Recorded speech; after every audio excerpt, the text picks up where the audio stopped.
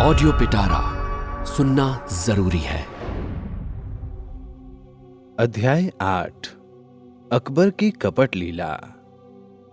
इतिहास में पढ़ाया गया है कि अकबर हिंदुओं के अच्छे मित्र थे, हिंदुओं से बहुत प्रेम करते थे।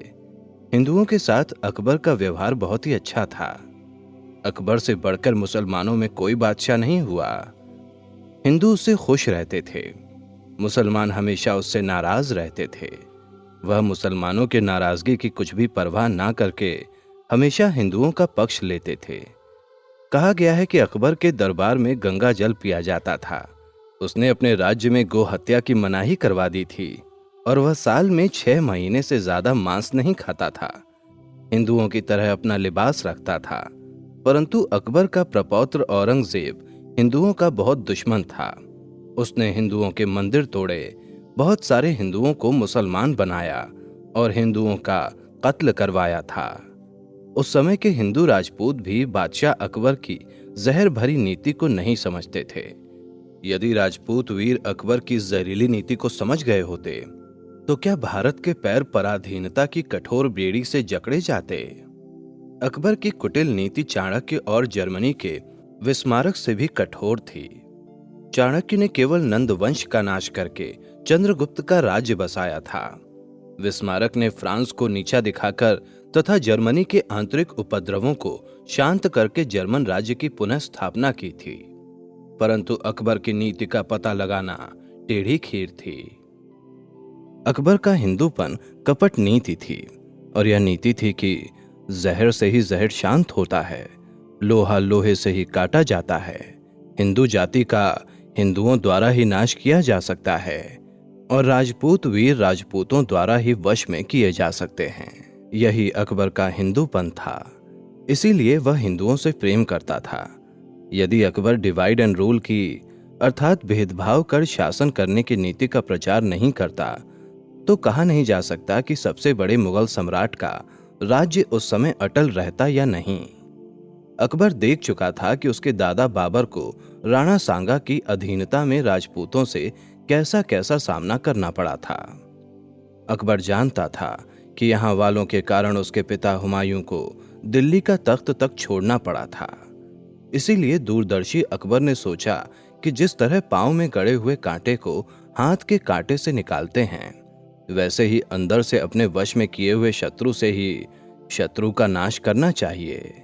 अगर मिश्री देने से ही किसी की जान जाती हो तो जहर देने की जरूरत ही क्या है।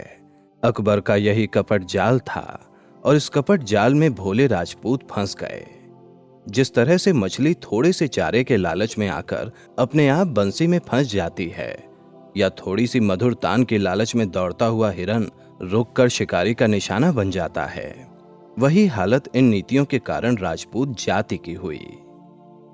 शत्रु की अपेक्षा मित्रों से भारतवर्ष का, विशेषतः राजपूताने का सत्यानाश हुआ था।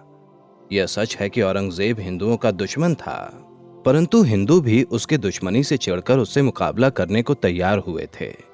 औरंगजेब की शत्रुता के भाव के कारण ही दिल्ली की बादशाही खाक में मिल गई, परंतु अकबर का राज हिंदुओं की मित्रता के कारण जम गया था।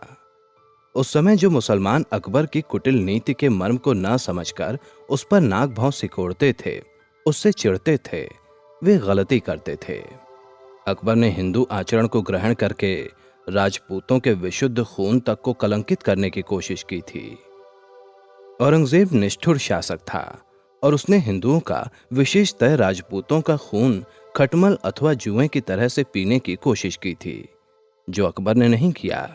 औरंगजेब में भले 1000 दोष हों, परंतु वह अकबर के समान विलासी नहीं था। अकबर की तरह औरंगजेब ना तो नाच गाना पसंद करता था और ना ही अकबर की तरह हिंदुओं की स्त्रियों के सतीत्व को हरण करना चाहता था। अकबर हिंदुओं पर प्रेम दिखाता था, परंतु उसका असली उद्देश्य हिंदुओं को बलहीन, धर्महीन और जातिहीन करने का था।